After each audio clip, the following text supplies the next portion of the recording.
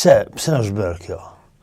Nga vije ky organizim i përcjelljes së një të akuzuari. Kush jep leje? Ndoshta po tham mendimin tim natyrës profesionale të pas parasysh reputacionin zotit Thaçi si presidenti i vendit edhe të pas parasysh reputacionin tim maheshëm si figurë politike dhe ish pjesë e UÇK-s.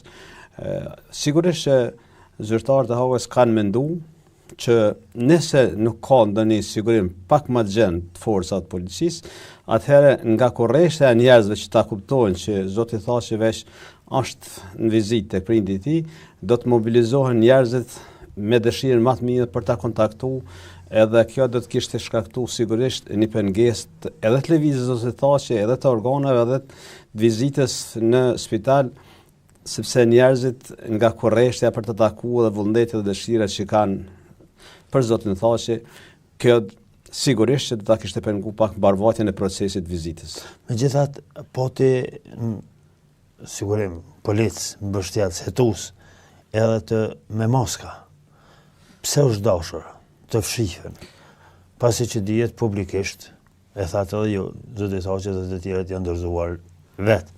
Ka qenë ish president vendi.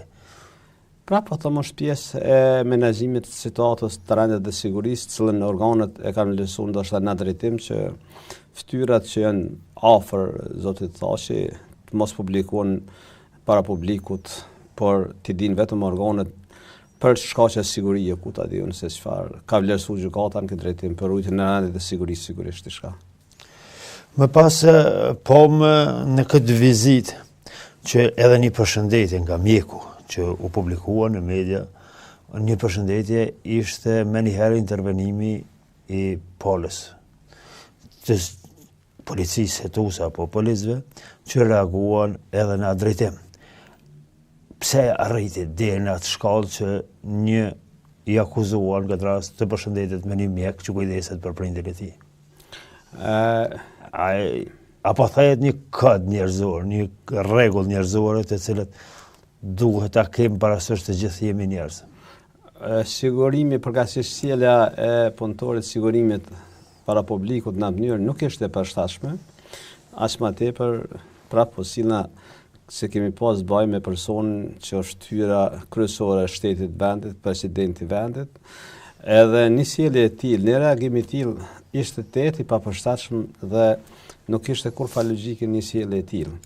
Mundej ai ta krynte detyrën e vet në rujtjen e rendit dhe sigurisë mbarvajtjes së procesit, sepse ajo është pjesë e procesit gjatë vizitës kur personi është i shoqëruar me forcat e rendit dhe sigurisë në një mënyrë këtë tjetër më të përshtatshme. Por pse ai e bëri këtë? Sigurisht deshte me tregu ndoshta në thojza atë pushtetin e tij pa kufizuar thojza pra po them në emër të asaj që do të rujtë të rendit dhe siguria.